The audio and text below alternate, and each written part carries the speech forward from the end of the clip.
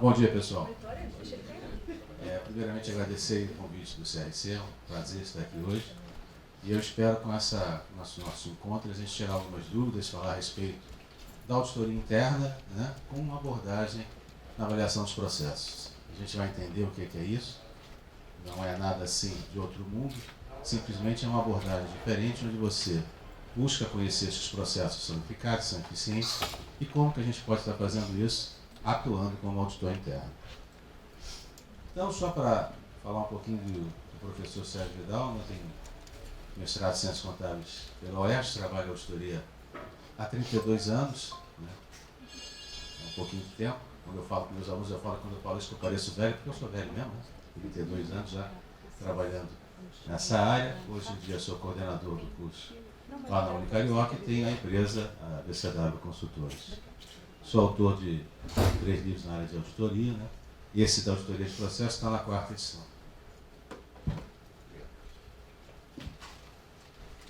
Vamos entender primeiro o que a gente chama o conceito, né, de auditoria de processo. Quando a gente fala auditoria de processo, a gente vai falar, como eu digo ali, um assessoramento à alta gestão, avaliando sistemas de controle interno, verificando os procedimentos e normas e o desenvolvimento dessas atividades, logicamente atentando para o desempenho operacional, eficácia e considerando os planos de ações, macro-objetivos e estratégias. Quando a gente fala assim um conceito, parece uma sopa de letras, fica só um parágrafo meio frio, então sempre eu gosto de abrir esse conceito e detalhar um pouquinho mais, para que a gente possa chegar a uma conclusão mais exata. Mapeando os macroprocessos. Quando a gente fala em macroprocessos, a gente fala os grandes processos que existem dentro de uma empresa.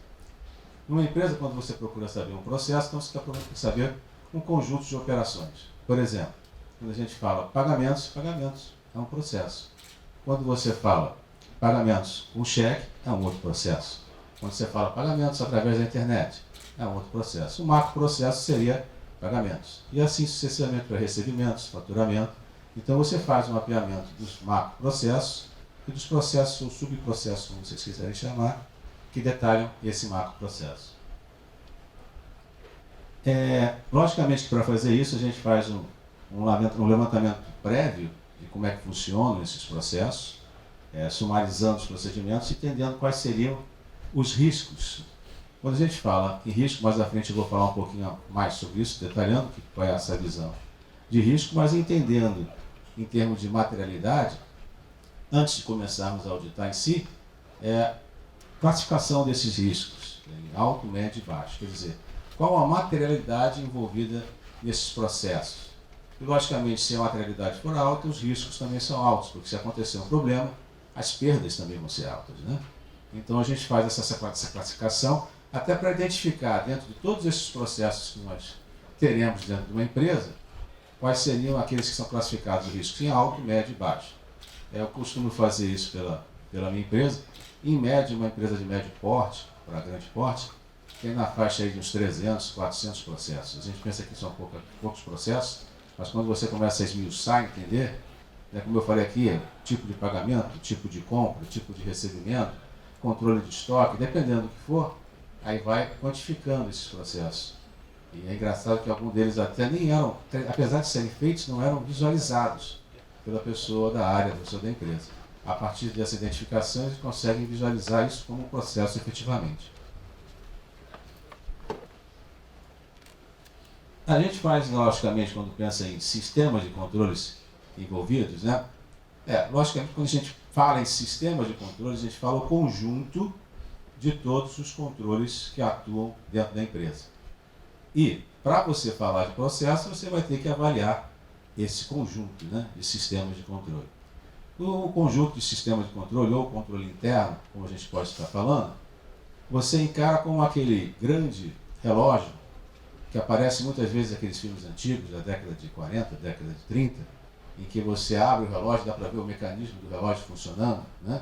Então aquelas engrenagens todas do relógio, se você coloca uma farpa naquela engrenagem, o relógio vai parar, vai emperrar. O sistema de controle interno de uma empresa tem mais ou menos esse sentido figurado.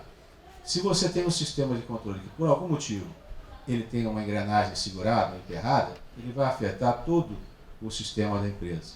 E é isso que a gente vai tentar fazer uma análise crítica de como que esse controle interno está e como é que esse sistema de controle se situa em relação aos processos da empresa. Uma coisa que é interessante a gente falar aqui é sobre a questão de objetivo. Lógico, quando a gente fala em objetivo, a gente pensa, o objetivo é claro, para que o processo existe? Mas não é tão simples assim às vezes. Quando começa a falar com os diferenciais da auditoria de processo, é você pensar quais seriam os subobjetivos de cada processo. Como assim subobjetivo de cada processo? Dentro do processo você tem várias etapas. Cada etapa desse processo vai ter um objetivo. Se uma dessas etapas, o objetivo não estiver sendo bem atingido, o processo, de uma forma geral, não vai ter seu objetivo também atingido. E quando a gente faz auditoria de processo, a gente pensa em quê? Pensa em avaliar todos esses objetivos parciais, identificar para cada um desses objetivos parciais aonde que está sendo o problema. Porque, de repente, as outras etapas podem estar sendo bem feitas, mas uma etapa pode estar comprometendo o processo como um todo. Por exemplo, eu dou sempre um sentido figurado para vocês entenderem. Se uma pessoa leva o carro no lava-jato, lava-jato normal de lavar o carro mesmo, não é do Moro não, tá? Lava-jato comum. Isso, infelizmente está, né? Isso é um outro assunto. Então, se essa pessoa leva lá seu carro para lavar no lava-jato, logicamente o lava-jato profissional, né? Não é aquele lava-jato que a gente tem hoje em dia lá na Radial Oeste, né? Que o pessoal para o carro e vai lavando, não sei se vocês já viram, né? Que tem água na lixeira, né? Mas isso também é um outro assunto. Então, quem chega lá com o carro no lava-jato, qual é o objetivo dele? Limpar o carro, não é isso, gente? Só que quando ele chega lá para lavar o carro, parou o carro lá, de repente começa a vir um cidadão, uma cidadã lá do lava-jato, com um bloquinho na mão, olhando, olha, tem um arranhão aqui, tem uma amassada aqui, tem outra amassada aqui, tem uma moça aqui. Essa faz parte de lavar o carro? O que vocês acham? Sim ou não?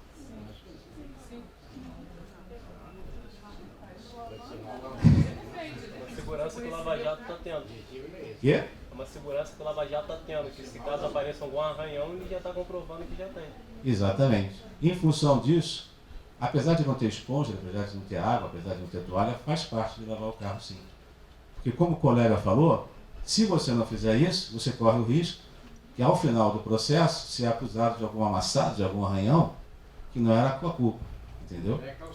Exatamente. Mas é uma etapa também do processo. Por quê? Quando você faz isso, você evita lá no final que você tenha problema. Porque, na verdade, o objetivo não é só lavar o carro. É lavar o carro com qualidade, com eficiência e depois não comprometer a sua responsabilidade em relação a essa lavagem. É lógico. Depois vai ter a etapa de lavar por dentro, depois lavar por fora, polir o carro se for o caso, levantar as identificações de que precisa cobrar e cobrar o cliente e entregar o carro para o cliente. Então, como vocês viram, às vezes tem etapas no próprio processo que a gente não identifica como sendo uma etapa do processo, mas que é. Então, quando o auditor tem essa avaliação e consegue distinguir uma etapa da outra, ele vai distinguir também o quê?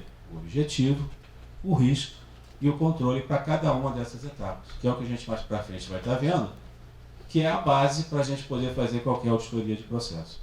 Se você passar, esquecer um pouquinho aí da lavagem do carro e pensar, por exemplo, no processo de compras, vocês já pararam para pensar quantas etapas tem o processo de compras?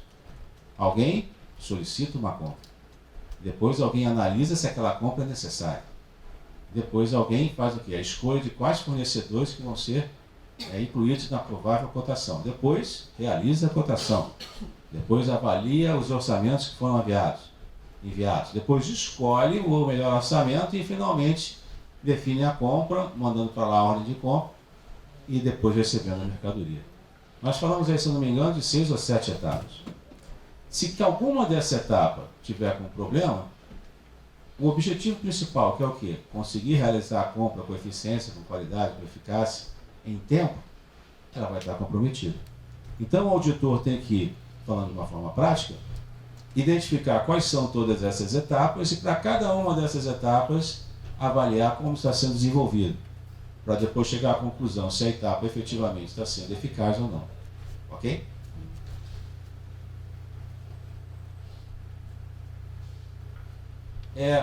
Risco. Risco, como a gente escuta falar e sabe, né? A maioria dos senhores e das senhoras sabe aqui, risco é alguma coisa que não é líquida e certa que vai acontecer. É provável que vai acontecer. Ok? Você parte do princípio que é uma possibilidade, mas não é certo que vai acontecer. Quando a gente fala em processo, a gente pensa que ainda não aconteceu, mas pode vir a acontecer. E quando acontecer, provavelmente vai representar uma perda para a empresa. Então, o que a gente tem que pensar nesse caso é também na probabilidade daquilo vir a ocorrer. A gente tem que pensar o seguinte, por que eu vou investir o tempo, por que eu vou avaliar, mesmo que os riscos em termos de materialidade sejam altos, se aquilo tem pouca possibilidade de vir a ocorrer. Então o auditor, ele avalia exatamente a questão do risco em relação à sua probabilidade, em relação à sua materialidade. Eu também gosto de dar um exemplo lúdico nessa questão. Por exemplo, se alguém está às 3h30 da manhã na areia de Copacabana, não vamos entrar no mérito porque está lá, né? Mas se a pessoa está lá às 3h30 da manhã, opa, melhorou aí o som, deu uma aumentada aqui, bom. Aí, é maluco, né? Concordo com o senhor também. Mas está lá às 3h30 da manhã. Existe o risco de vir um tsunami pegar esse cidadão? O risco? O risco existe, né? É o quê? 0,0000 alguma coisa, né? Agora dele ser assaltado. Eu diria que é quase uma realidade, né? Então o nosso caríssimo prefeito, Crivella, é isso? É mais negócio para ele fazer controles contra o tsunami ou contra a pessoa ser assaltada? Se ele faz uma coisa ou outra, eu não sei, não estou falando isso. Eu estou falando, é mais interessante fazer o quê? Contra o assalto, né? Então a auditoria, ela utiliza dessa mesma filosofia. Ou seja, vamos avaliar os processos, vamos ver os riscos que existem, mas estabelecer também as prioridades em relação à probabilidade desse risco vir a ocorrer. E quando a gente fala isso, como é que a gente estabelece essa probabilidade? Fazendo um conceito simples.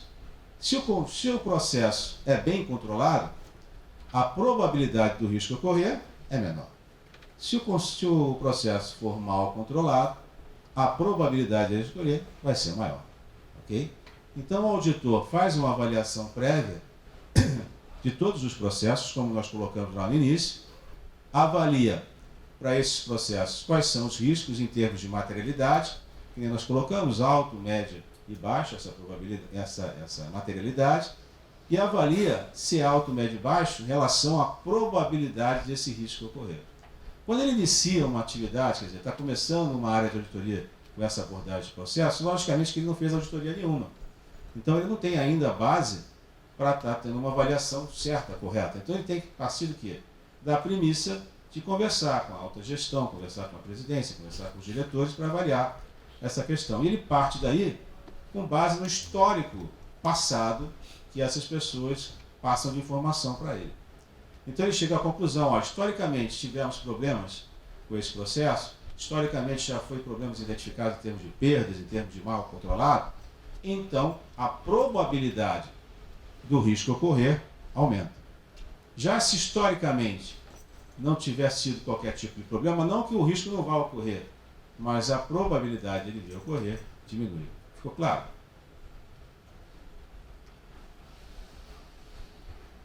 Falando em controle, nós temos uma classificação dividindo os controles em preventivos, detectivos e corretivos. Logicamente que todo mundo lendo ali deduz, né? Preventivo, previne. O detectivo detecta e o corretivo corrige. Isso é lógico. Mas por incrível que possa parecer, muitas das vezes nós confundimos essas características quando nós vamos avaliar os processos. Como assim? Se vocês pegam, por exemplo, aquele exemplo que eu teve lá em Santa Maria, daquela boate, aquela coisa horrível lá do Boate Kiss, que houve incêndio, morreram aquelas pessoas todas, aquela infelicidade, aquela tragédia, né, incompetência, irresponsabilidade, enfim. Se nós formos pensar, toda vez que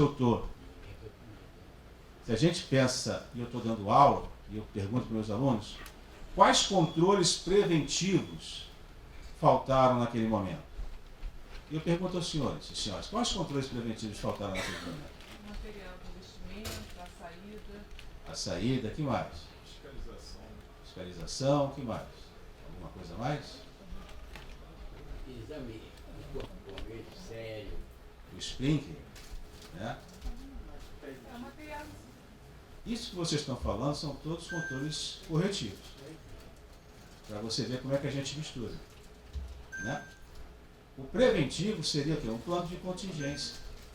Uma brigada de incêndio. Isso seria um controle preventivo. A ideia do controle preventivo é não deixar que algo venha a acontecer. O detectivo, detectar. E o corretivo, de forma desesperadora, usar o spring, a saída, né? Mas se você tivesse um plano de contingência, tivesse sido devidamente fiscalizado, se você tivesse uma brigada de incêndio, provavelmente a possibilidade do risco ocorrer seria menor.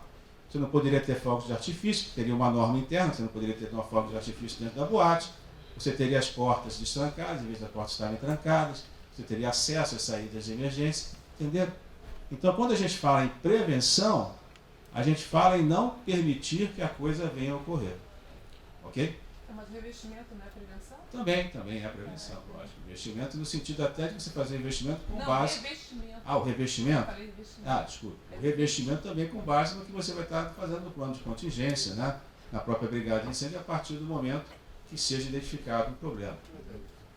As normas também que você possa vir a criar, também que tipo de revestimento pode ser colocado, isso tudo vai ser preventivo.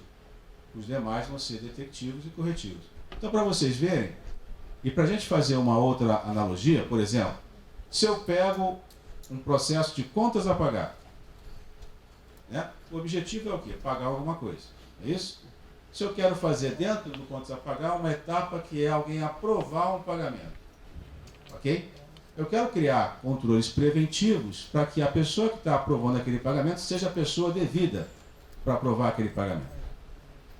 Qual seria um controle preventivo que eu poderia criar? Alçada. Muito bem. Você estabeleceu um limite de alçada.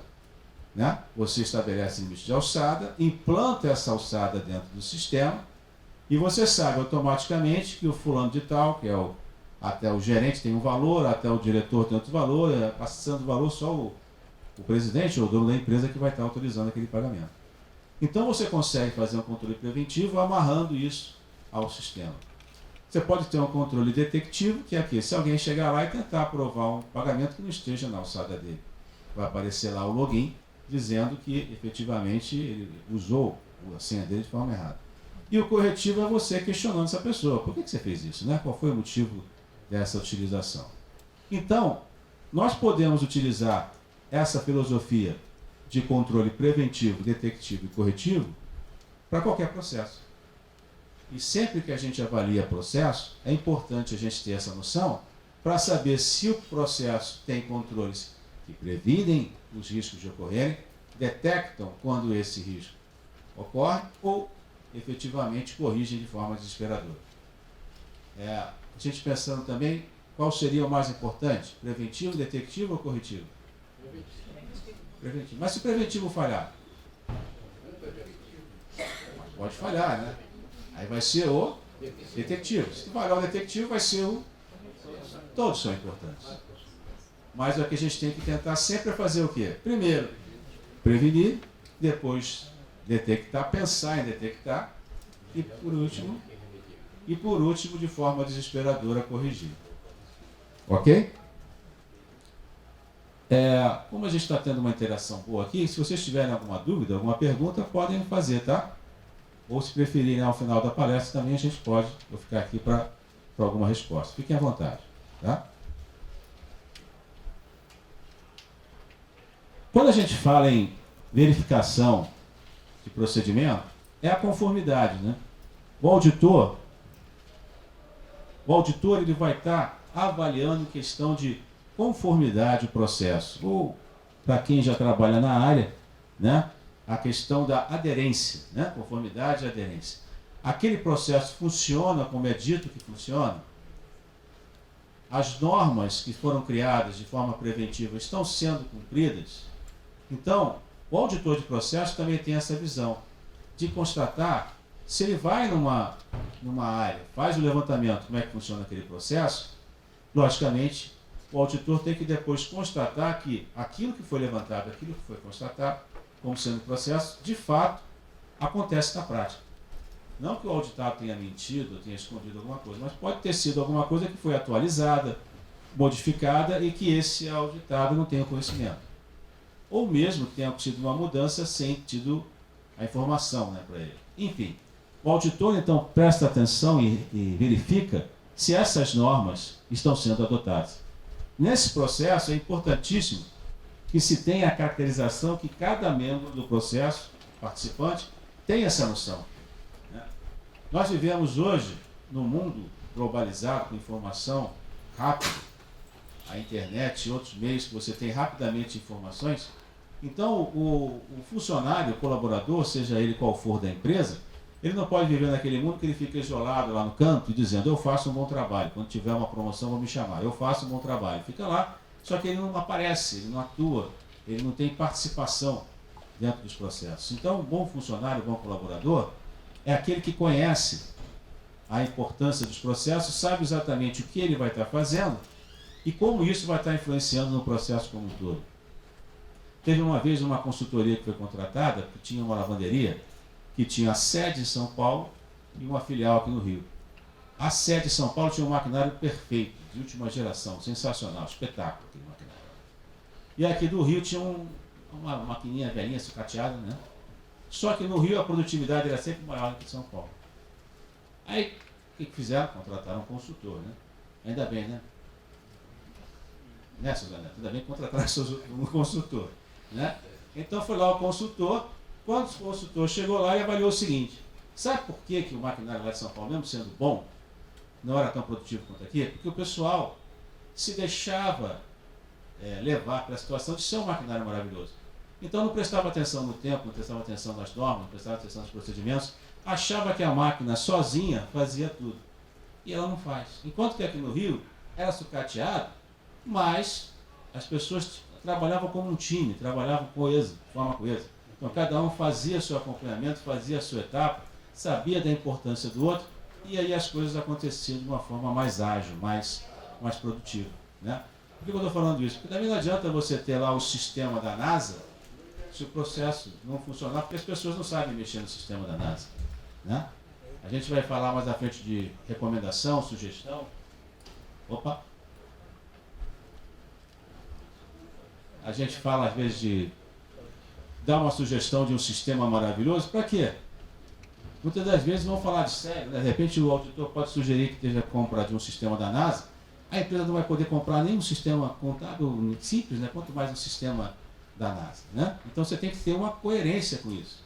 Você tem que pensar como que vai atuar e quais sugestões que você vai dar e como que a empresa sabe da sua importância de cada colaborador em relação ao processo. Então, quando você tem esse conhecimento, que nem eu comentei aqui da questão da lavanderia, você consegue desenvolver o trabalho. E, logicamente, você tendo uma visão holística, né? A Nélia falou aqui da questão da visão holística, né? Nós sabemos, visão holística é a visão do todo, né? A única pessoa que está tendo visão holística de vocês aqui sou eu, né? Que eu estou enxergando vocês todos.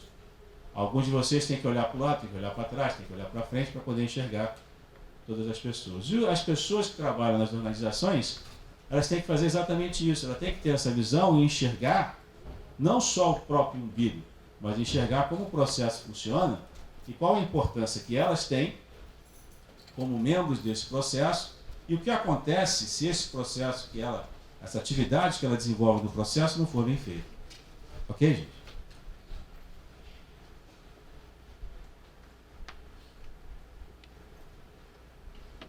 Isso aí é o seguinte, o desempenho, né? Quando a gente fala em auditoria, embora seja auditoria, eu acho que a gente tem que também romper um certo paradigma e pensar assim: o auditor está lá para ver o erro. Não é só isso. Ele tem que pensar na performance, ele tem que pensar como que a empresa pode ser mais rentável, Por que ele não pode fazer isso? Qual o empecilho dele fazer isso? Ele não está lá, já não está levantando o processo, já não está identificando como é que o processo funciona? Por que ele não pode trabalhar em linha com essa empresa e verificar como que ela pode atuar no sentido de estar melhorando a sua rentabilidade, melhorando a sua performance? Então é importante que para isso o auditor trabalhe sempre em linha em relação às metas, às estratégias, né, às políticas da empresa. Eu não estou falando não que ele vai estar dependente disso, que ele vai perder a autonomia dele, não é isso. Longe disso. Mas ele tem que pensar em atuar de uma forma que facilite o atingimento disso. Logicamente, ele vai atender o quê? A expectativa que a empresa tem em relação àquele período. Se ela tem uma visão estratégica naquele período, e naquela visão estratégica, por exemplo, ela está focando num novo produto, por que não auditar os processos para a elaboração desse novo produto?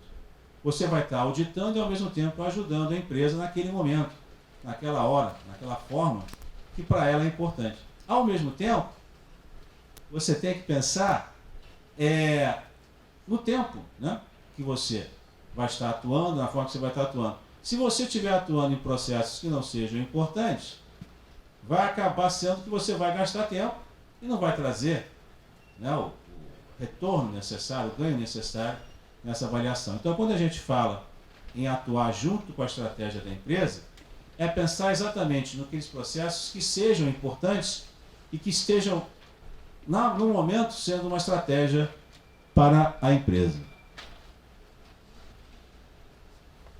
Outra coisa também que é importante muitas das vezes a auditoria, de forma indevida, tenho certeza que todos vocês concordam comigo, é vista como custo, né? Porque muitas das vezes o empresário pensa, isso aí vai ser custo, o auditor interno vai inventar um monte de controle, vai amarrar o meu processo, vai ficar engessado e eu não vou conseguir trabalhar, é isso que eu quero? Não quero fazer, eu quero ter agilidade, principalmente aquele empresário que está deixando de ser pequeno, está começando a crescer e está percebendo, ele tem medo de ter controles maiores e deixar delegados as suas ações, e a gente percebe isso. Lógico, no mundo que nós temos atualmente, não tem como você engessar as operações. Os controles não existem para isso. Os controles existem para que você tenha maior rentabilidade, né? Tenha maior agilidade, tenha maior capacidade de trazer recursos para a empresa. Então, o auditor não pode pensar que ele vai criar evidência só porque falta aquela evidência. Mas qual é a importância dessa evidência? Qual a importância de eu ter isso aqui dessa forma? Não basta mais chegar e dizer assim, olha, você tem que fazer isso porque tem que fazer. Não. Ninguém pode ser mais impositivo. Hoje em dia, as informações voam, né? Elas voam, elas permanecem na rede, na grande rede, e a gente tem que ter sempre ativo a nossa importância em relação ao que nós estamos sugerindo. Isso. Ao mesmo tempo, você tem que deixar bem claro o que a empresa vai ganhar com cada uma das ações, com cada um dos procedimentos que você está sugerindo. Esse ganho não pode mais representar simplesmente um ganho porque não existe uma evidência, porque não existe fato. Tudo bem, mas o que leva, qual a consequência de eu estar fazendo dessa forma? Se você chega perto de um empresário, e vocês todos sabem disso porque trabalham na área contábil, na área financeira, se eu chego perto dele e falo assim, olha, esse processo aqui não está legal, pode ter um risco de uma perda financeira. Ele vai olhar para você e vai falar assim, legal, bacana. Só isso? Tá, legal. Agora, se você fala para ele assim, olha, esse processo aqui não está legal, pode ter o risco de uma perda financeira, avaliamos esses processos, identificamos esses casos, e valorizando esses casos, chegamos até uma perda de 2,5 milhões. Ele vai te dar atenção? Vai. Por quê? Porque você quantificou, porque você demonstrou a importância. E aí ele vai pensar em controles para eles não perder mais esses 2,5 milhões. Não que ele tenha gostado de perder, né? Ninguém gosta disso. Mas aí ele vai entender a importância de passar a se controlar. Então, o auditor, ele tem que demonstrar que os processos estão falhos, tem que mostrar que os controles têm que ser melhorados, mas tem que mostrar isso de uma forma que convença a alta gestão da empresa da importância desse aspecto. E não é simplesmente porque vai melhorar o controle ou porque vai ter uma evidência caracterizada, mas é porque sim, vai deixar de ter uma perda, vai ter uma melhoria, vai ter um desempenho melhor. Ok?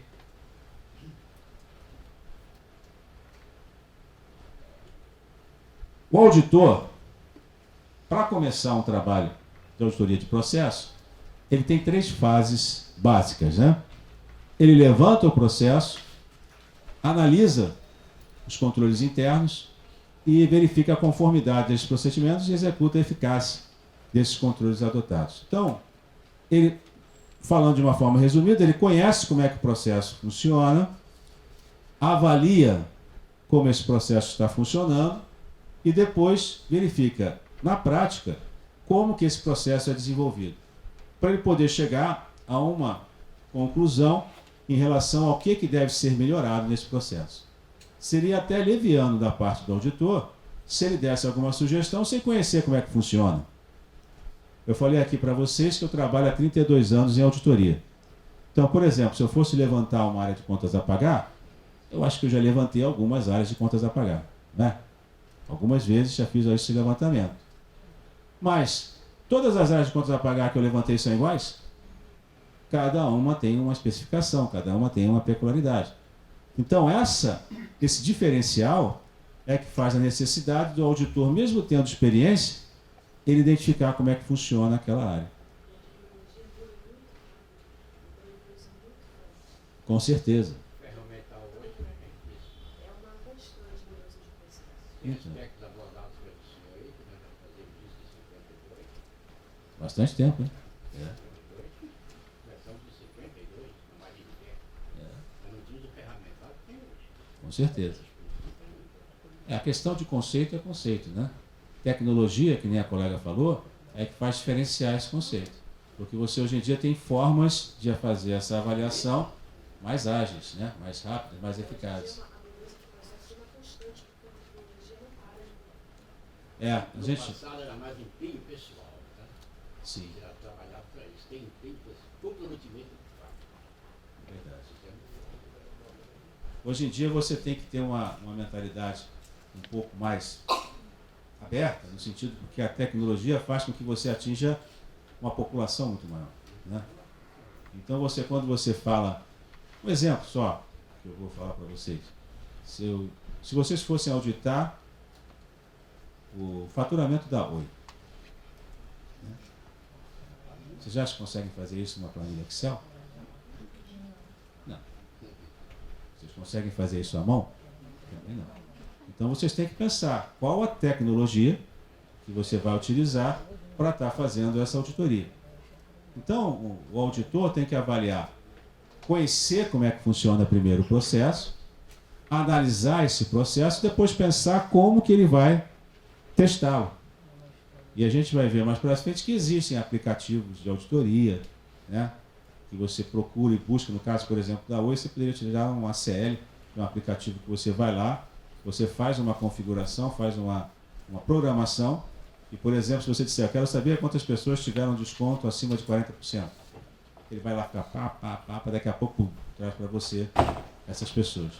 Então, logicamente, que você hoje em dia, quando fala em auditar, você não pode estar auditando papel, né? Você está auditando sistema. Lógico, ainda temos papel, vamos ter durante algum bom tempo. Penso dessa forma. Mas você tem que pensar também nessa parte tecnológica. E também falando como você colocou, se você dá uma sugestão, tem que ter muito cuidado no prazo de implantação dessa sugestão, porque daqui a pouco você vai ver, perde até o sentido. Porque é tão rápido, as coisas acontecem de uma velocidade tão grande, que de repente um processo até perde o sentido de existir, uma etapa perde a intenção de existir, o produto acaba, é modificado. Então isso é muito importante. Ok? Bom, quando a gente vai levantar o processo, a gente marca uma entrevista. Como eu falei, seria até leviano não conhecer bem esse processo. Então, nessa entrevista, o que o auditor faz? Primeiro, busca os objetivos do processo. Você lembra que eu falei? Cada processo vai ter etapas, cada etapa vai ter um objetivo, então a gente procura identificar. Para o processo que vai ser auditado, quais são essas etapas? Né? Quais são os objetivos dessas etapas? Depois, demonstra que esse projeto, que essa auditoria, vai ser útil para ele. Vou fazer uma pergunta aqui. Quantos de vocês já foram auditados? Levanta o braço aí que já foi. Interno? Interno? Já foram auditados? Interno ou interno? Externo, tanto faz. E eu vou fazer uma outra pergunta, sejam sinceros. É agradável ser auditado? Não. Não é questão de rejeição, mas não é uma questão que diga assim, eu quero ser auditado, por favor, me audite, né? É uma questão que você...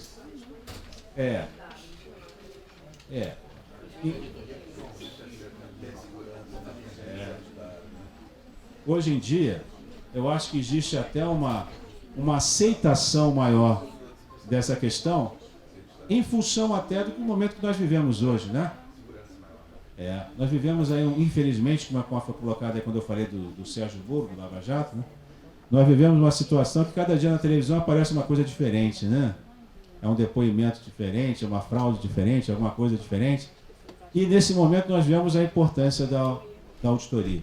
Então, eu vejo que nesse sentido foi interessante para o auditor, que ele passou a demonstrar seu real valor e a sua real importância, trazendo informações sempre mais, né, imediatas do que deve se fazer, o que deve se fazer, o comprometimento, os riscos envolvidos. Mas, se você não chega nesse momento e não fala para o auditado que esse é um trabalho de auditoria de processo, você visa avaliar o processo, você visa ajudá-lo para que o processo flua melhor, né? O auditor, como o colega colocou ali, vai ter, de repente, até constrangimentos. O que será que esse cara vai fazer aqui, né? Será que ele vai me mandar embora? O que vai acontecer? A gente sabe que o auditor não manda ninguém embora, né? A empresa é que toma as suas decisões. O auditor nunca mandou, em 32 anos, eu nunca mandei ninguém embora por auditar. Eu simplesmente levantei um fato, uma fotografia, e dali em diante aconteceram as ações corretivas em função disso. Mas se você não coloca isso, acaba você tendo uma dificuldade em relação a obter essas informações. Outra coisa que é interessante, você identificar quais são os riscos, deficiências conhecidas. A pessoa que está lá fazendo o processo é a melhor fonte para você identificar esses problemas, esses riscos, essas deficiências. E quando você faz isso também, ela se sente importante junto ao processo e vê como vai ser importante a participação dele ou dela nessa auditoria. Então você busca trazê-lo para dentro do trabalho, importando a própria opinião dele em relação a isso. Como eu disse aqui, não adianta você vir num pedestal e dizer, sou auditor, trabalho não sei quantos anos, faço isso, sei de cor, como é que funciona. Não cola, isso não vai funcionar, né? Você tem que se colocar de uma forma humilde, tem que se colocar de uma forma simpática, no sentido de dizer, olha, eu conheço o processo de contas a pagar, mas eu não conheço o processo de contas a pagar daqui da empresa. Então vamos aprender juntos, que eu quero entender. E você se colocar como alguém que vai ouvir, vai estar lá como um ouvinte, para que você possa aprender. Para você executar uma auditoria de processo, você tem que aprender a desenvolver o processo como se fosse a pessoa que estava lá executando. Você tem que saber como é que funciona de uma forma exata, detalhada. Por quê? Porque você vai dar palpites, vai dar sugestões sobre mudanças nesse processo. Então, mais uma vez, seria leviano eu chegar e colar qualquer sugestão sem eu, no mínimo, conhecer como é que esse processo funciona. Então, é importantíssimo esse conhecimento. Identificação de ações em andamento e como poderia melhorar esse processo. O auditor, é importante que ele identifique se já tem alguma coisa sendo feita, alguma mudança, alguma modernização no processo sendo adotada. Por quê? Primeiro, para ele depois também até ajudar se essa modernização, se essa mudança, se essa atualização está sendo bem feita. E depois ele não cair no engodo de fazer alguma sugestão de algo que já está sendo feito, né? Então o auditor tem que estar atento com essas questões, porque ele está falando de processo, ele está falando de procedimentos, está falando de controles. Ele tem que estar sempre atento ao que está sendo realizado no processo que ele vai estar auditando. E lógico, pela concentração visando evitar retornos. O que é isso? É extremamente desagradável se você vai levantar o processo, consiste em quê? Marcar uma reunião, você ir lá conversar com a pessoa, é desagradável. Aí a pessoa, você volta, me explica de novo isso aqui, me explica de novo isso aqui, poxa. O auditado vai dizer assim, você não prestou atenção no que eu falei não? Você não estava aqui? Ou então, o que foi que houve? Então é sempre importante deixar bem claro que houve o entendimento, repetir o que o auditado falou, confirmar com ele as informações para que isso flua de uma forma mais coerente.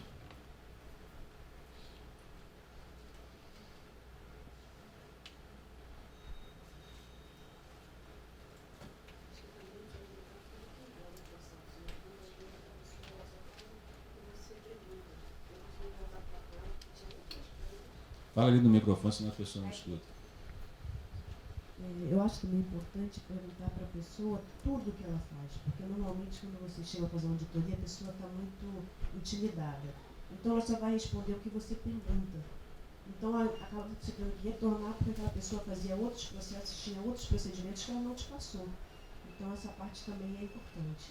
Sim, daí pelo que você falou, que é importante a cada vez que a gente conclui um levantamento, a gente repetir praticamente isso. Né? Olha, então, pelo que você falou, acontece isso, gera isso, vai para cá, para lá e tal.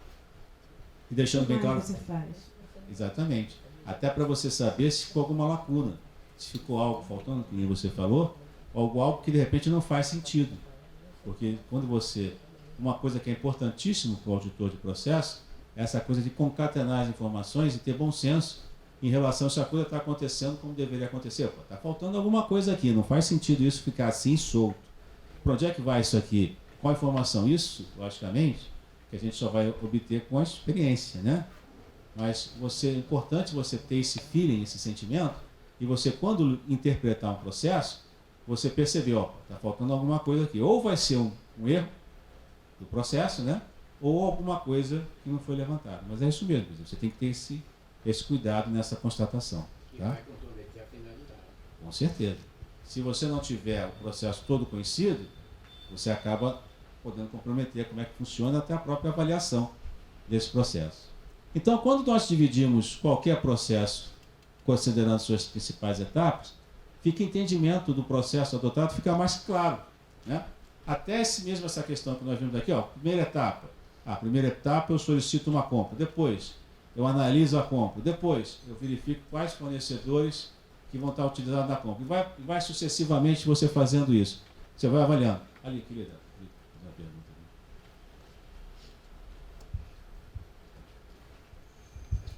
Bom dia. Bom dia. Eu sempre quando faço o desenho, Aham. eu venho etapa por etapa, eu peço para a pessoa me comprovar fazendo o walkthrough.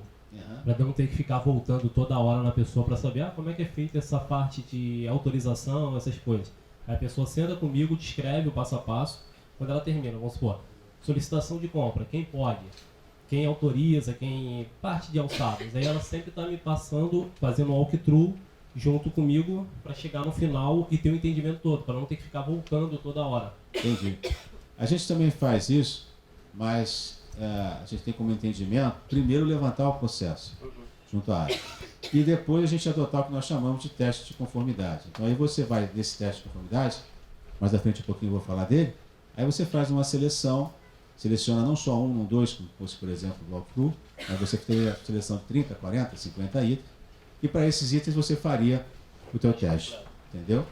E também hoje em dia, facilita um pouco para o auditor quando a empresa tem, que nós chamamos aí de manuais de controle interno, normas internas, né? Não que ele não vai precisar levantar o processo, ele vai precisar também conhecer, até ver se esse manual está atualizado. Mas facilita no sentido que, de repente, ele não precisa ficar documentando, né, como é que funciona esse processo. Então, quando a gente faz auditoria de processo, é mais interessante uma visão do todo, pensando, como é que o auditado diz que funciona? Funciona assim. Se a gente, no levantamento, entende que está faltando alguma coisa, a gente pergunta. Mas pergunta uma vez só, também não ficar voltando várias vezes, não tem sentido. E aí a gente parte para o teste, que é verificar a aderência. Entendeu? Aí só que você, em vez de testar 1, 2, 3, você vai testar uma quantidade maior. Já faz parte do teste de auditoria. Tá? E você fazendo dessa forma, você logicamente pode avaliar em relação aos objetivos, aos riscos e aos controles desse processo. Como o colega colocou ali, você tem a evidência de como é que funciona esse processo e como é que ele pode ser avaliado em termos de eficácia e eficiência. Essa ferramenta aqui é a ferramenta que eu utilizo quando eu faço a avaliação do processo. A gente faz um desenho macro, faz um fluxo macro do processo, mas, se você for pensar, esse fluxo macro não traz o detalhamento que você gostaria de ter em relação ao processo. De repente você vai desenhar um fluxo, mas você vai ter que fazer um pontinho lá, um asterisco e botar alguma informação a mais. Quando você faz esse desenho, a gente utiliza uma planilha de risco, onde a gente tem, para cada linha dessa planilha, uma etapa do processo. Então, quando eu falo que o processo tem 10 etapas, ele vai ter, a planilha vai ter 10 linhas, né? Para cada uma das linhas eu tenho a descrição da rotina, ou seja, como acontece essa etapa do processo. Como eu disse, eu tenho que ser bem detalhado para que, ao ponto que se eu sentar com esse detalhamento, eu consiga fazer aquela atividade. O auditor tem que ser mais detalhado possível, tipo, qual informação que eu digito, qual registro que eu faço, qual procedimento que eu executo, como eu executo, tem que ser uma coisa bem detalhada. O objetivo é, na verdade, para que existe essa etapa do processo. Qual a necessidade dessa etapa existir? E, dentro da visão de processo, qualquer objetivo sempre vai começar com o verbo assegurar ou garantir. Porque o objetivo de qualquer etapa do processo é assegurar ou garantir que algo venha a ocorrer. Certo? O risco. O risco é não o contrário do objetivo, mas é a consequência caso o objetivo não seja atingido. Então a gente tem uma visão que vai gerar, via de regra, para esse risco o quê? Perdas financeiras, né? Prejuízo da imagem da empresa, prejuízo financeiro, perda de qualidade. Então, os riscos, como nós vimos, eu colocar ali um risco não quer dizer que ele ocorre, ok? Mas caso o objetivo não seja atingido, que perda que nós estamos falando? Qual é o tipo de perda envolvida? Então o auditor nesse momento já consegue identificar isso. O controle, como nós vimos, é aquilo que deveria suportar o risco. Veja bem, nós não estamos auditando, só estamos levantando o processo, ok? Então nós estamos dizendo qual o controle que hoje em dia é adotado. Eu não estou dizendo que esse é o melhor controle ainda, só estou dizendo como é feito hoje, ok? Então, quando eu falo do controle, eu digo aquilo que é feito hoje em dia e que deveria suportar esse risco e garantir ou assegurar que o objetivo fosse atingido. E depois, quando nós temos mapeado descrição, objetivo, risco e controle, o auditor faz o que nós chamamos de uma análise prévia. Ele, de forma prévia, porque ele ainda não auditou, mas ele pode dizer, olha, se realmente esse controle funcionar dessa forma, o procedimento for esse, né, tem condição do risco ser suportado e o objetivo tenha assim ser atingido. Mas a gente coloca isso de uma forma ainda bem segura, no sentido de dizer, demonstra ou não demonstra. Por quê? Por que vocês acham que eu não estou sendo incisivo? Não foi testado ainda, não auditei ainda. Então o auditor não pode dar uma opinião de uma coisa que ele ainda não viu. O que ele está vendo é o seguinte, ó, se isso aí acontecer da forma que está dizendo, demonstra suportar o risco. Agora, tem coisas que às vezes você de cara já olha e vai dizer, olha, do jeito que está aí, babou, né? Subiu no telhado, nem a gente brinca, né? Mas, mesmo assim, ele tem que dizer, não demonstra suportar o risco, porque seria até aliviando ele dizer naquele momento que tem erro, porque ele não constatou. E o auditor trabalha sempre com fatos, com evidências, nunca com conjecturas, né? E olha só, isso que é interessante, até para o colega ali que fez a questão da pergunta do teste, né? Nesse momento, a gente define quais testes vão ser feitos. Então, nós vamos estar testando, quando nós acabarmos de montar toda a planilha, nós vamos estar considerando testes que vão estar abrangendo todas as etapas do processo. E melhor, considerando as peculiaridades de cada uma dessas etapas. Então, você vai ter um programa de trabalho que vai estar abrangendo não só a abordagem do processo como um todo. A auditoria também pode ter aquela intenção de falar assim, já conheço a auditoria, já trabalho há muito tempo, então bota aí o programa de trabalho. Vou fazer isso. Fatalmente, se você conhece, por exemplo, o processo de contas a pagar, você vai fazer procedimentos que são ligados ao contas a pagar. Só que quando você faz isso, você vai fazer testes sobre procedimentos específicos daquele processo de contas a pagar daquela empresa que você está auditando. E a gente divide esses testes em duas modalidades de teste. Um teste de conformidade, aderência, que é quando eu vou estar selecionando uma amostra. Por exemplo, se eu estou fazendo um teste numa etapa de pagamento, eu vou selecionar alguns pagamentos que foram realizados. E vou ver esses pagamentos se aconteceu a etapa como foi dita que deveria acontecer. É o teste que a gente chama de conformidade, de aderência. E eu vou fazer um teste específico. O que é esse teste específico? Eu vou trabalhar o risco. Se eu estou dizendo que o risco é perda financeira por compra indevida, eu vou pensar quais testes que eu posso fazer para que eu constate a ocorrência do risco.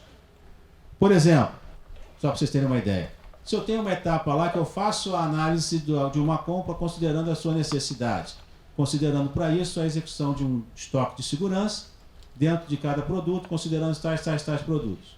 Ok? No teste de conformidade, eu vou selecionar algumas compras e vou ver se teve evidência dessa conferência. Se no momento da compra, efetivamente, o item estava com estoque necessitando a compra ou não. Eu fazendo isso, eu vou estar testando aquela compra, aquele momento, aquele item. Agora, eu quero testar, no período todo testado, se teve em algum momento a possibilidade do risco ter acontecido. Um caso, por exemplo, que eu poderia estar fazendo como teste específico, seria fazer um teste da flutuação da movimentação do estoque. O atraso da entrega também. Atraso da entrega também. Aí eu veria, dentro dessa flutuação, dentro do caso de atraso de entrega, eu veria por que aconteceu isso. Por que em determinado momento o estoque estava sub ou super, né, considerado, quantificado. Então, provavelmente, vai ter acontecido algum problema em relação a esse objetivo. Entenderam? Então, o teste específico é você buscar testes que você tenha como finalidade identificar que o risco ocorreu. E, logicamente, para você ter essa ideia, você tem que ter antes mapeado o processo, ter conhecimento do processo, para você saber exatamente de que forma que você vai estar fazendo isso. Ficou claro?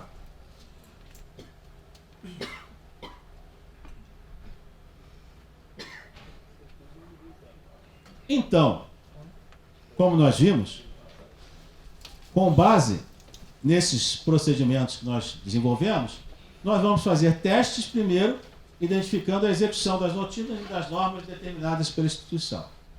Então eu vou ver se tudo que foi ocorrido está dentro da norma, está dentro do que era esperado pela instituição ou pela organização. Teste visando identificar se os riscos avaliados na etapa ocorreram durante o período auditado. Então eu vou ter certeza que naquele período que eu estou auditando, o risco ocorreu ou não.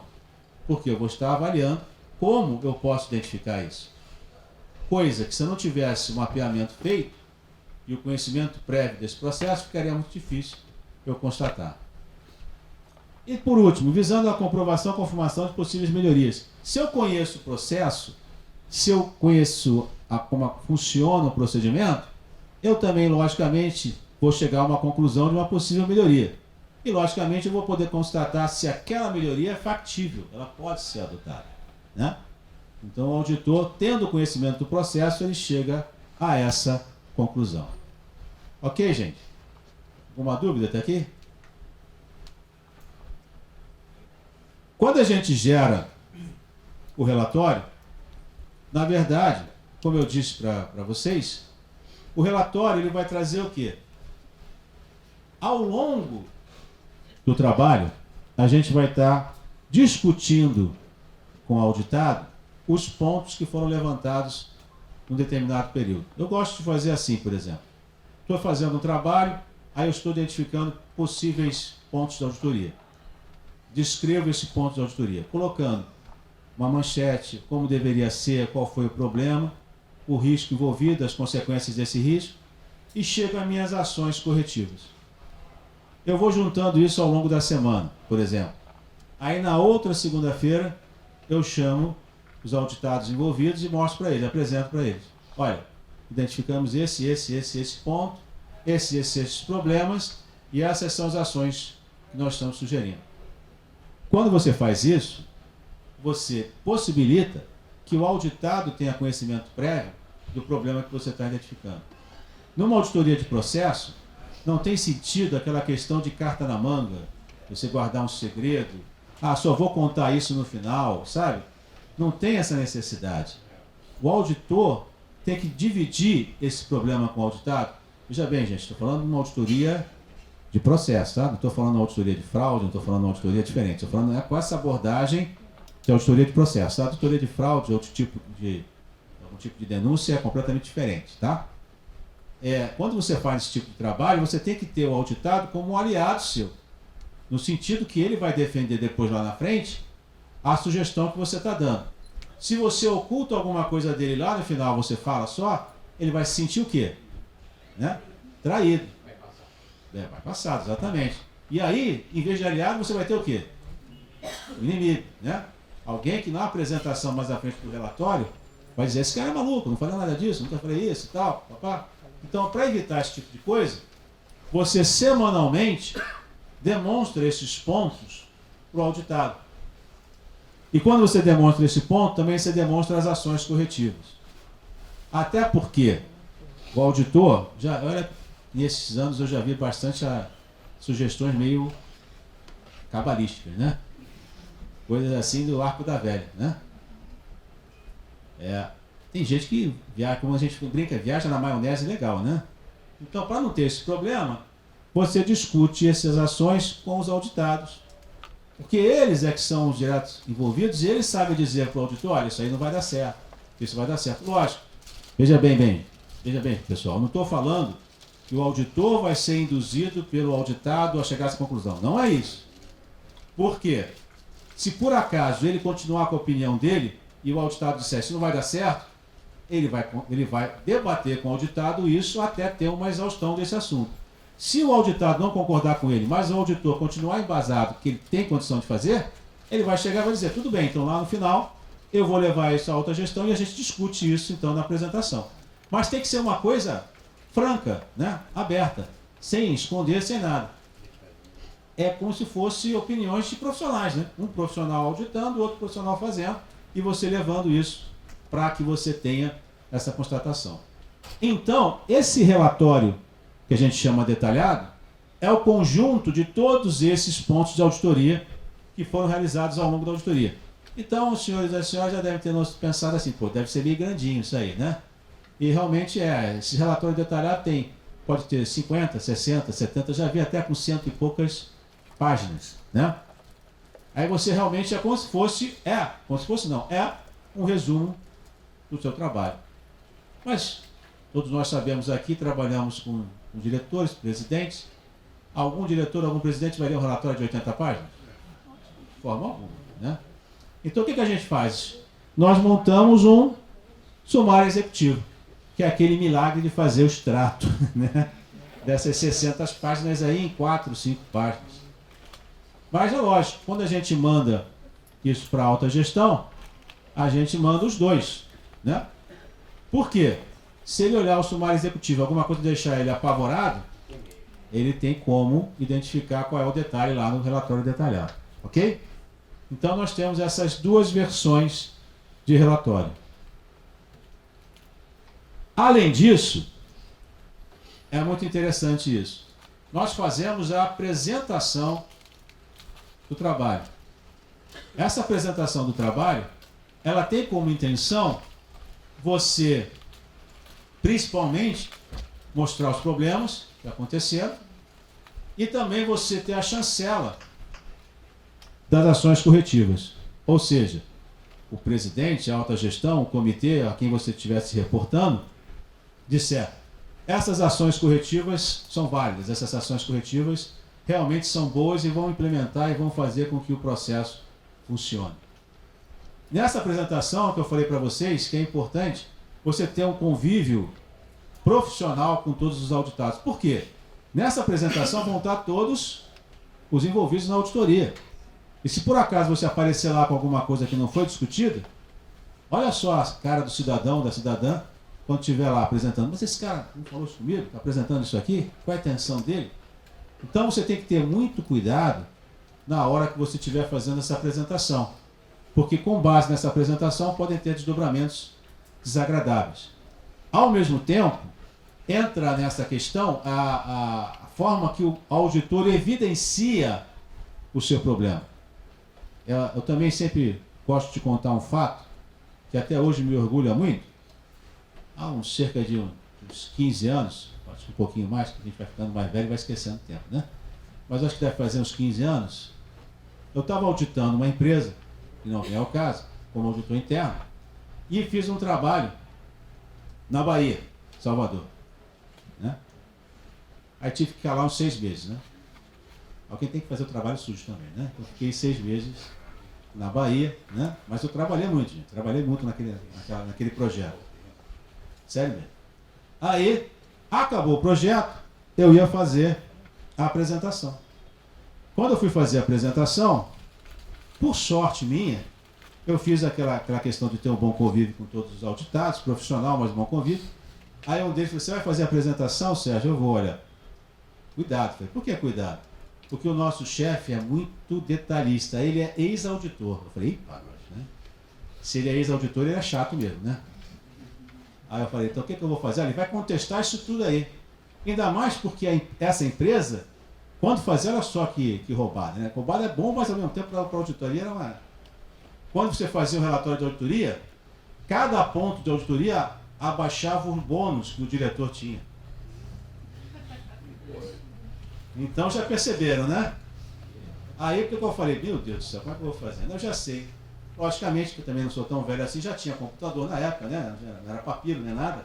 Peguei o computador, levei para lá, só que eu também levei o quê? A velha e famosa pasta Jeca, né? Todo mundo aqui deve saber o que é. Imprimi todos os documentos, imprimi tudo que eu tinha de evidência e levei para a reunião. Pois bem, cheguei lá na reunião com o meu computador embaixo de baixo e a pasta Jeca do lado. O cara olhou para mim, o que esse cara está trazendo ali, né? Não entendeu nada. Aí eu, botei em cima da mesa e comecei a apresentar. Eram 12 pontos. 12 pontos. Esse número eu nunca esqueço. E eu tinha 20 minutos para apresentar. Uma sala, não tinha tanta gente assim, devia ter umas 14, 15 pessoas, que eram as pessoas envolvidas no processo. Projetei o primeiro ponto. Adivinha? Isso não acontece. Aí eu fui lá na minha pasta, pum. Aí. Vocês sabiam disso? E não sei o quê. Tentando fazer o contrário, né? Jogar o pessoal contra a auditoria. Mas chefe, não sei o quê, para lá. Sabe quantas horas eu fiquei apresentando? 2 horas e 40. Uma coisa que eu falo e até hoje me emociona. Sabe quantos pontos ele tirou? Nenhum. Não, mas isso porque você fundamentou, né? Exatamente. No mínimo ele ia entrar naquela e dizer assim, ó, me mostra isso que aí eu aceito, me manda não sei o que eu aceito.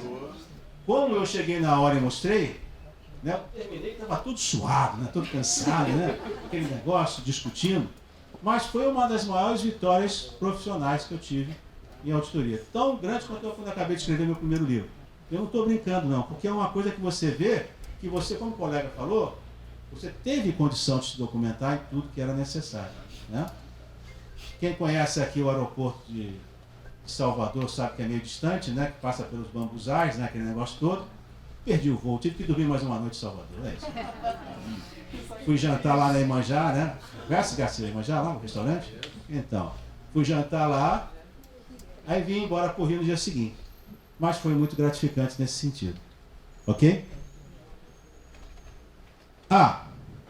Aí já é procedimento comum de auditoria você fazer o follow-up. Quer dizer, você, após implantadas essas ações corretivas, acordadas e implantadas, você constatar se essa ação realmente foi implementada. Já que ela teve uma participação da auditoria, a auditoria ela faz a verificação se foi implantada no prazo e da forma devida, né, em relação a essas ações. Só funcionou uma semana e depois tudo voltou como era antes. Então, essa é importante, né, porque tem muita área de auditoria, sem entrar em detalhes, né, que eu já vi nessa minha vida pregressa, que de repente vai lá e faz o follow-up, ele liga o telefone, aí, você implantou? Implantei, obrigado, pum, desliga o telefone. Isso não é fazer follow-up, né? Fazer follow-up é você ir lá, fazer um novo teste, fazer uma nova amostragem, né? Então, na verdade, eu trouxe até aqui um exemplo, por exemplo, se você tem lá uma ação, desenvolver o bloqueio automatizado de autorizações de pagamentos de colaboradores que não tenham a senha que possui essa autorização. Teste de follow-up que você pode estar fazendo. Primeiro, realizar uma seleção de pagamentos e posterior implantação e período posterior à implantação, constatar se essas autorizações foram feitas pelo colaborador com o direito para tal. Outro, ou, junto com essa apuração, solicitar ao sistema uma relação de todas as autorizações ocorridas no período, constatando se autorizadores eram competentes para tal. E ainda, você pegou uma amostra, você viu o período, aí você pode fazer simulações e verificar, de repente, se outras senhas, não pertinentes àquilo, mas também têm acesso àquele tipo de informação. Enfim, você tem que se cercar de testes que você tenha certeza que a implantação foi feita de forma correta, ou que a implantação ainda não foi feita, está pendente de implantação, ou que a implantação foi feita de forma errada. É exatamente isso que você faz quando você reporta um relatório de follow-up, né? Você manda lá para a alta gestão dizendo, olha, foi implementado corretamente, ou está pendente de implantação, ou que, olha, não foi implementado de forma correta. Não cabe ao auditor cobrar o diretor responsável, ok? Quem vai fazer isso é a alta gestão. Mais uma vez, o auditor tem que se restringir a mostrar uma foto. Aqui, o que aconteceu é isso. E dar a sua sugestão de ação. Mas não cabe ao auditor cobrar nada de ninguém. Porque ele tem que manter a independência dele. E isso é importante para qualquer trabalho de auditoria. Ok? Tranquilo? Um fator que eu digo que é o grande diferencial em termos de relatório e de produto para uma avaliação de processo, quando a gente usa essa metodologia, é o que eu vou falar agora, a questão da contribuição. O que vem a ser isso? Para muitos especialistas, escritores, né, autores da área de auditoria, ou profissionais da área de auditoria, a auditoria termina com follow-up. Ou seja, eu fui lá, verifiquei que está implementado, acabou. Algum dia eu vou auditar isso de novo, e aí eu vejo como é que está esse novo processo de novo. Mas eu vendo que foi implementada a ação, acabou minha auditoria ali. Com essa visão de processo, até na minha metodologia, no meu livro, e nos projetos que eu venho atuando com a minha empresa, eu não termino aí. Por que não? Qual é o conceito que a gente explora? Se você fez um trabalho de auditoria, se você levantou um ponto, com base nesse ponto você chegou a ações corretivas, disse no relatório que essas ações corretivas implantadas terminariam com uma perda, melhorariam um processo, trariam rentabilidade, e você vai lá e vê que essa ação foi implementada. Você tem certeza que realmente a perda acabou? Você tem certeza que essa rentabilidade aconteceu? Ao mesmo tempo, se você constatar, conseguir mensurar esse ganho não pode ser atribuído ao trabalho da auditoria? E nós vivemos, infelizmente, num país que as crises são quase que uma companheira constante, né? E nesse momento de crise, a auditoria interna é uma assessoria, né? E vocês sabem muito bem que quando tem momento de crise, o que os empresários fazem de uma forma geral? Vamos acabar com as assessorias, né? Então acaba com a auditoria interna. Por quê? Porque é custo para mim. Então, a gente estava pensando numa forma de mensurar esse ganho e trazer para o empresário, trazer para a organização, qual que foi a participação da auditoria em relação a esse projeto e o que ela conseguiu trazer de valor agregado, de contribuição, quando ela fez essa auditoria. Mas como fazer isso, né? Vamos pensar que nós tenhamos feito um trabalho na área de estoque. E nessa área de estoque, tinha uma implantação qualquer que foi feita e que, com essa implantação, a ideia é que terminasse com uma perda dentro da matéria-prima. Aí você vai lá e vê que a implantação aconteceu, que o controle está funcionando. Agora, será que a perda parou mesmo, que ela não vai existir mais? Então, como é que nós fazemos isso? Auditado e auditor estabelecem uma meta e um período para você medir essa meta. Então, por exemplo, você vai chegar lá e vai dizer assim, olha, em 5 meses, essa perda não vai ocorrer mais. Ok? Um período considerando os procedimentos, considerando os processos envolvidos, aí você estabelece esse período, de acordo com o auditado. O auditado passa a medir essa perda. O auditor não mede, quem mede é o auditado, mesmo porque ele tem que ter independência disso. O que o auditor faz é ir lá, periodicamente, mensalmente, e auditar essa medição, para saber se ela está correta, se está íntegra, se está exata. Quando chega ao final de 5 meses, você pode chegar à conclusão que efetivamente a perda ocorreu. Não ocorreu, desculpe, que foi extinta. Aí você pode chegar e dizer que essa perda foi extinta em função de quê? Em função do trabalho do auditor. E você pode chegar ao valor que seria daquela perda, você atribuir como valor agregado pela auditoria. A gente faz isso, e muitas das vezes quando eu falo sobre esse critério, sobre essa forma, algumas pessoas me perguntam, mas se não chegar? Mas se não, né? Se a perda não acabar? Ou se o resultado não for o que a gente espera? De qualquer forma, você teve um ganho. Por quê? Você está partindo de alguma coisa que você nem sabia que existia, que era uma perda que a gente nem sabia que existia, que a auditoria que identificou. E se você tiver qualquer ganho em relação àquela perda, vai ser um ganho proporcionado pela área de auditoria. E ao mesmo tempo, se você faz um bom trabalho, se você tem confiança no bom trabalho, você não vai querer dar um tiro no próprio pé, né? Então você tem confiança no que você está fazendo e você faz e exerce isso. Ficou clara essa colocação, gente? Mas em qualquer atividade, o senhor considera que tem que ter uma análise de desempenho? Sim. Toda ela tem que ter uma análise. Tem que ter uma análise de desempenho. Que é um fator de determinação. Concordo. E essa que é isso que a gente busca, né?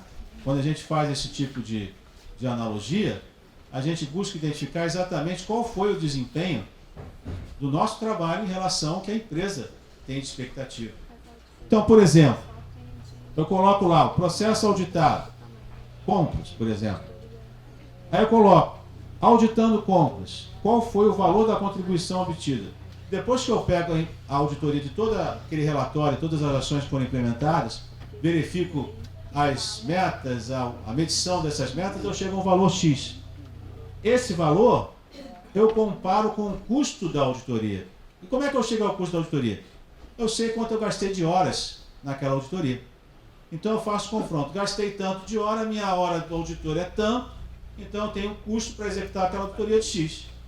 Eu chego ao quê? A um ganho real proporcionado. Então, eu chego perto do dono da empresa, do presidente da empresa, do empresário, do comitê, e digo, a auditoria proporcionou à empresa um ganho real proporcional de X. A auditoria interna não tem aquele ranço de dizer que é custo, que é só, né, você está lá para ver erro. Não. Por favor. Pois não. Primeiro T ali, é auditoria, primeiro T. Ah, desculpa. Foi embora. Foi embora. Desapareceram com você. Me perdoe, tá? Deve ser a fome, né? De repente está fazendo isso com fome. Né? Perdoe.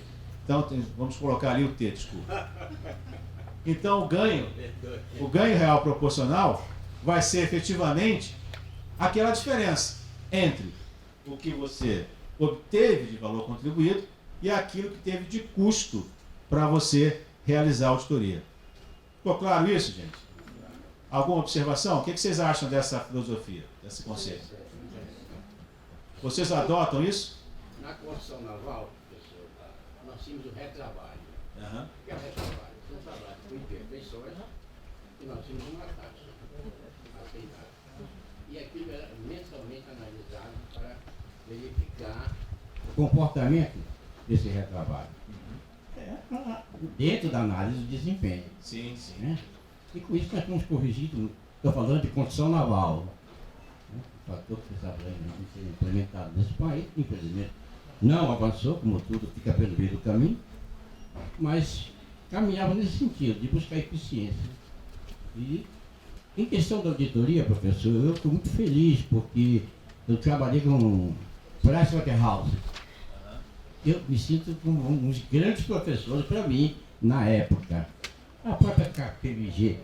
Por favor, estou falando isso de 20, 30 anos, não. Eu não sei hoje como é que as coisas estão. Não, tudo bem. Obrigado, Zé. Essa é a contribuição. Ah, até é interessante, né? Porque nós temos, quando eu comecei na auditoria, eram Big 8, né? Eram 8. Aí elas foram se juntando e tal, hoje são a Big 4. Aqui nós temos Bolsinhas de Campos. Sim, a Bolsinha de Campos era nacional, né? Ainda tá. Agora, das Big Four, que é KPMG, Ernst, Price e Deloitte. Dessas Big Four, só não trabalhei na Deloitte. Trabalhei na KPMG, trabalhei na Ernst, trabalhei na Price. Então eu conheço bem esse ambiente, né, de empresas multinacionais. Todas elas são excelentes, só que cada uma tem uma cultura diferente, né? Mas eu também acho. Não, mas isso aí é a parte mais do time sheet, né? Que você tem que ver horas de trabalhar. Eu acho que a parte do time sheet até é a mais tranquila para você apurar, porque você tem o controle teu. Agora, o mais difícil é você mensurar esse ganho. Que dependendo do tipo de processo, por exemplo, se é uma perda, fica fácil, né? Você pega a perda, você projeta quanto é que seria a perda após o período da implantação e você, poxa, então isso tudo para mim é ganho. Ok. Se você, por exemplo, faz o processo de uma forma mais ágil, você pode calcular as horas trabalhadas e você vê para essas horas trabalhadas, né, quanto é que eu deixei de pagar para os funcionários porque eles agora estão fazendo em menos tempo. Essa também seria ganho. Então, tudo você pode projetar.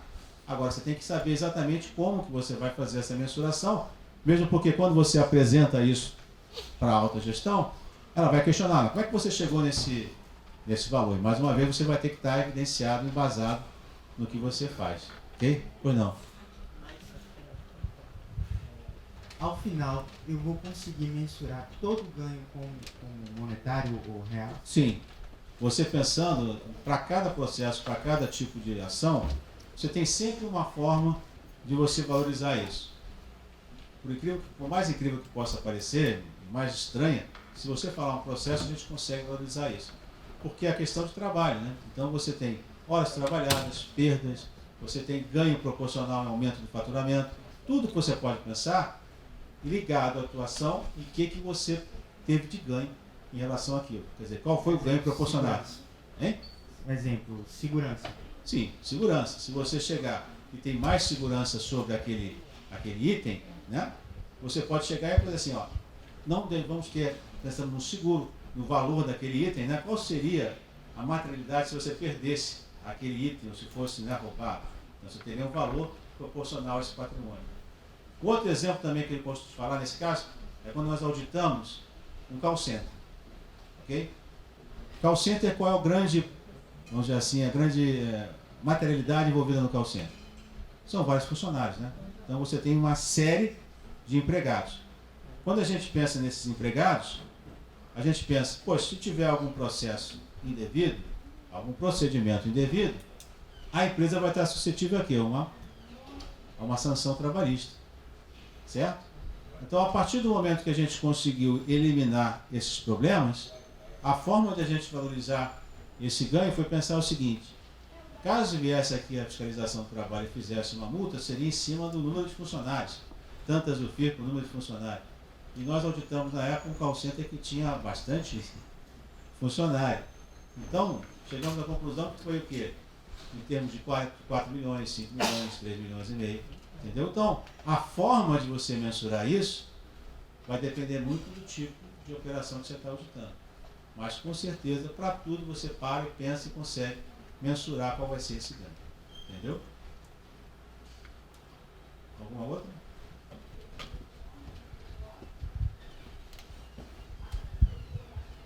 Então, bom dia. Eu penso que quando uma empresa, um empreendedor, convida uma auditoria, né, a colaborar, né, ele já tem isso mensurado na cabeça dele. Ele tem uma coisa projetada, né? Exatamente. Então, eu sempre sou auditada, né? E eu percebo a necessidade do dia a dia como administradora.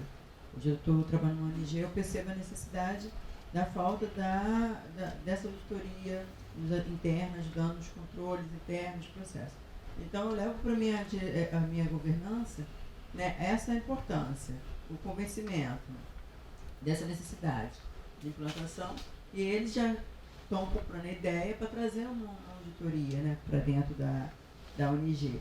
É muito bacana, porque eles têm a consciência do resultado que se possa ter em otimização de tempo, entre outros processos, entre outras coisas de positivo para a ONG. Exatamente. E até para fortalecer essa questão, Quando o empresário já tem essa visão, maravilhoso, né? Porque ele já sabe a importância, de repente até já trabalhou, ou tem uma convivência maior com o consultoria, então ele sabe da importância disso. Mas esse aspecto que a gente está falando é importante, porque muitas das vezes, se o colaborador, a alta gestão, o empresário não tem essa visão, ele passa a entender que não é só a questão de melhorar os controles, é a questão de você trazer contribuições, recursos, né, para a empresa. E a gente pode fazer isso comprovando isso na auditoria. Vocês querem ver uma coisa que é interessante? Em algumas empresas, que eu já tenho essa cultura enraizada, e já conheço a empresa há muito tempo, a gente chega ao ponto de fazer um orçamento dizendo quanto que a auditoria vai recuperar naquele ano.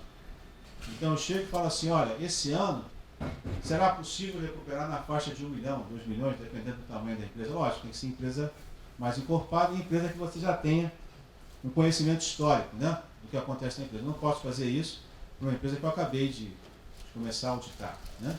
Mas eu já tendo um histórico, já posso chegar orçamentariamente e falar, olha, vai ser tanto. E é um orçamento interessante de fazer porque, na verdade, são números que não eram esperados, são valores que não eram previstos. Você está dizendo alguma coisa que você trouxe de recuperação em função de alguma coisa que foi melhorada, alguma coisa que estava errada e que foi acertado. Então, passa a ser um diferencial você chegar lá e dizer, como eu disse para vocês, eu tenho empresas que eu já faço esse trabalho há 9, 10 anos, clientes meus, né? E a gente se reúne, quando chega agora nessa época, novembro, dezembro, e diz, ó, vai ser tanto a nossa projeção de recuperação. Ah, lógico, a maioria das vezes a gente consegue até recuperar mais. Mas é uma projeção sem aquela pressão, porque é em cima de um problema.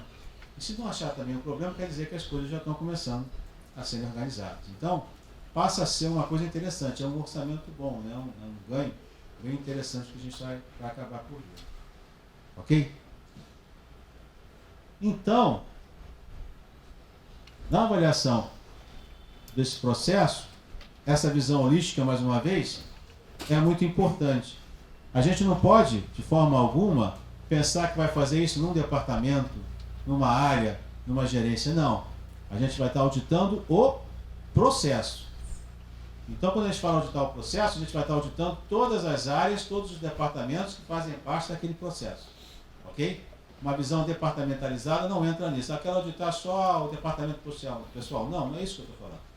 A gente vai auditar o processo da elaboração de folha de pagamento, o processo da elaboração da provisão de férias, o processo de demissão, o processo de rescisão. Então, todos os departamentos que entram nesse processo vão participar como colaboradores desse processo. Ficou claro isso, gente?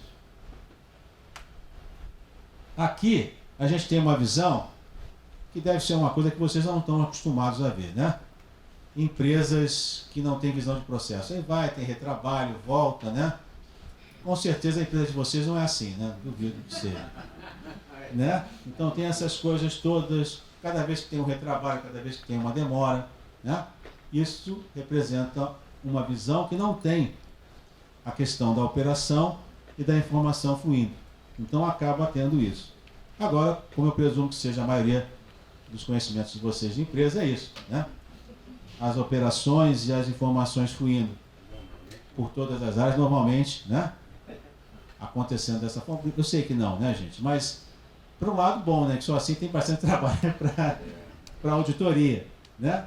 Agora, e a gente tem um cenário muito grande para alcançar, porque como a colega colocou aqui, você audita, mas daqui a pouco a tecnologia mudou, daqui a pouco o processo mudou, tem um outro produto, então você tem que tornar a fazer, é um ciclo, né? Que a gente vai estar sempre atuando no sentido de que desenvolver um processo, aí você vai, se o processo está funcionando corretamente, dá as sugestões, alguém vai e implanta o processo, depois você volta para auditar, para saber como é que está o processo, e assim vai. É um círculo, né? Um ciclo. E é dinâmico, ele vai acontecendo e não tem como parar. Então, produtos gerados. Elaboração do relatório final de campo, um sumário executivo, a definição do plano de ação e seu acompanhamento, a medição das eficácias e as ações corretivas implementadas, que é a questão do valor agregado. Lembra-se, era chamada de parecer da auditoria, né? Ainda tem essa visão, mas a gente utiliza essa visão na auditoria mais de balanço, né? Que é o que hoje em dia se chama um relatório de parecer, né? Quando a gente fala de auditoria interna, a gente usa mais o termo relatório de auditoria, tá certo?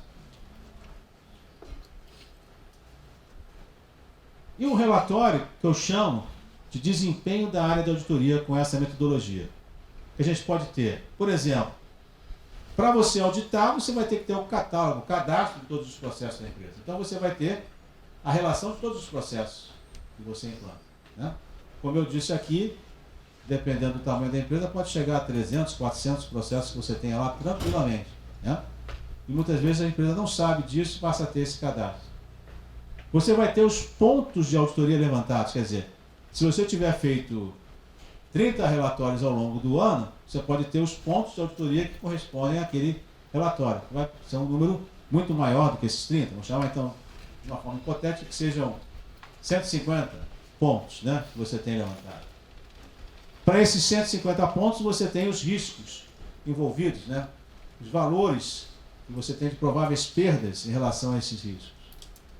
Você tem as ações corretivas geradas, né? Se você tem lá 150 pontos, então de repente você vai ter minimamente 300 ações corretivas. Ok? Você vai ter até mais do que isso. Mas você vai ter esse número lá registrado. Você vai ter a situação dessa ação. Dessas 300, vamos dizer que 50 não foram implementadas, 50 foram implementadas de forma errada. Então você tem aí 200 ações que foram implementadas ao longo do ano. Isso tudo são estatísticas que você pode ter, né, com essa metodologia. Depois você tem aqui os indicadores de desempenho, como nós falamos, dizendo quais são os valores agregados que você tem a partir dessa implantação. E, logicamente, a medição desses valores e a relação do previsto pelo números reais obtidos, você chegando ao ganho que a auditoria proporcionou. Logicamente, esse ganho vai representar aquilo que a auditoria trouxe para a empresa. Para mim, um grande diferencial, além de toda a metodologia implantada, de você ter mais eficiência, mais controle, é um diferencial do que você traz quando você utiliza essa metodologia de auditoria avaliando os processos. E, logicamente, explicações finais, conclusões, você tem condição de ter um relatório de atividades com todos esses itens. Então, concluindo, estou bem no horário projetado, para que você tenha uma auditoria que possa mensurar sua própria eficiência e ter garantia quanto à eficácia do que foi aplicado, eu penso que, infelizmente, eu acho que só pode ser se você adotar uma metodologia dessa. Porque você vai ter o conhecimento de cada etapa, de cada processo, e avaliar os controles de uma forma detalhada, de uma forma que você tenha total consciência que o processo, não só o seu objetivo final, mas cada um desses objetivos abrangem o que era esperado para aquele processo. Ok? Agradeço a vocês. Obrigado. Espero que tenham gostado.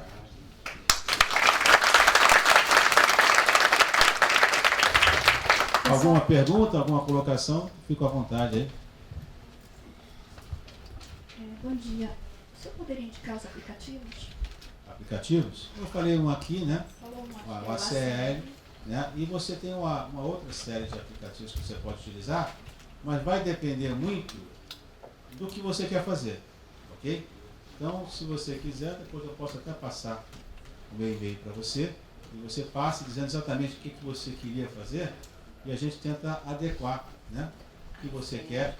Tem aplicativo até para desenvolver fluxo, tem aplicativo para você fazer cálculo, tem aplicativo para você extrair informações sem ser o ACL, porque o ACL é mais robusto, né, para você poder fazer. Isso tudo a gente pode estar sugerindo a vocês, mas vai depender do que você deseja. Tá? Mais alguma colocação, gente?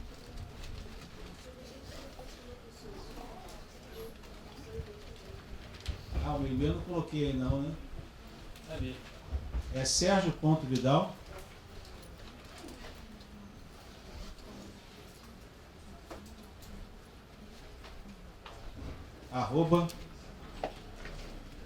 VCW, né? VCW consultores.com.br.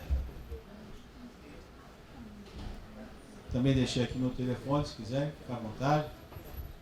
A gente... Consultores...